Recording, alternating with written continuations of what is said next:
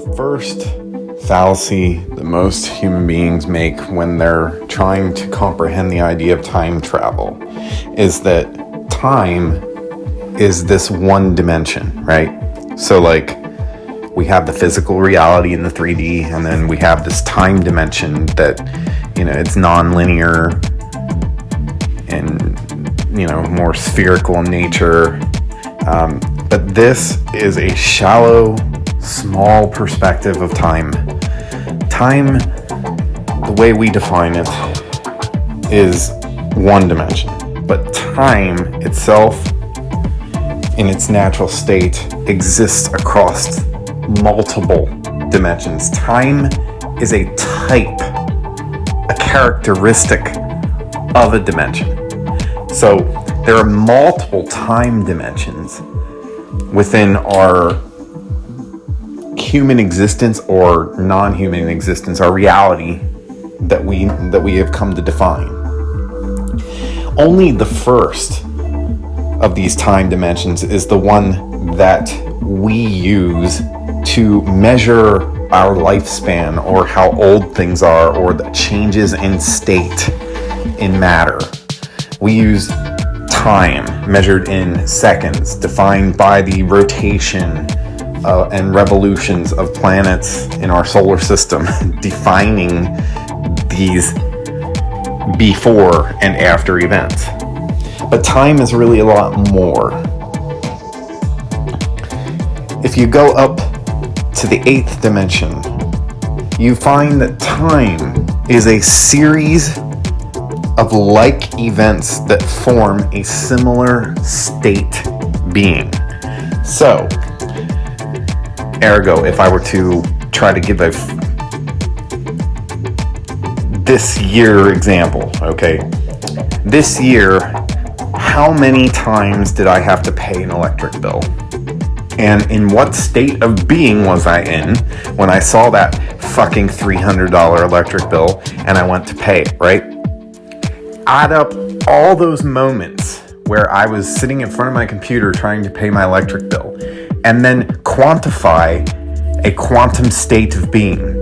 I'm gonna call it, you know, E.2, and that is that the decimal represents the state of being that Michael is in when he's paying electric bills that he hates, right? Okay, so we have a state that we've quantified. Now we want to know, out of the entire lifetime of this individual in the now, up to now, how many times, plural times, has he been in this state?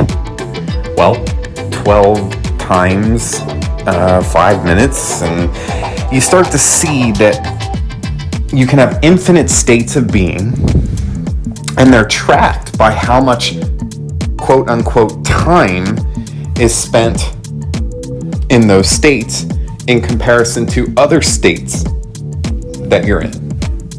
So when we talk about 8D time travel, we're not talking about the kind of time travel CERN's trying to do, and that, you know, everyone's been bred to believe that we're actually physically going backwards in time on the same dimensional plane, and we're going to appear and see ourselves in the past. That's very 4D. I'm not saying that that's not possible. That's more than possible. We've done it. We've already done it in the future. We'll do it again. It's the way of things. But the other modes of time travel that people are just overlooking because they're so focused on traveling back or forward, when we could be traveling inward or outward. So to kind of conclude this idea of 8D state-based time travel, if I want to time travel, I don't need to go back to a specific moment to make a change in the past that's going to affect my future. Not moment, the way that we understand the word moment. You know, moment is something that never comes again, right? Well, no, not really, because our whole existence is non-linear. Then what we're doing in the now is affecting our past, present, and future states. And that's always happening. So if I really wanted to change something in the now, using time travel. What I'm really doing is stepping outside of the state of being that I'm in right now and reconnecting with a past or future state. That by making that jump into that other state of being, I'm literally planting seeds in all points in time where that state of being exists. Linear points in time. So by doing that, I can travel through time without going forwards or backwards. The human brain is processing impulses at the speed of light. We know this. The human brain is not linear. We think linearly because we've been taught to think linearly, but the human brain itself is not a linear construct, leading me to what would be, to some, a rather cliche, but to others, a rather beautiful send-off.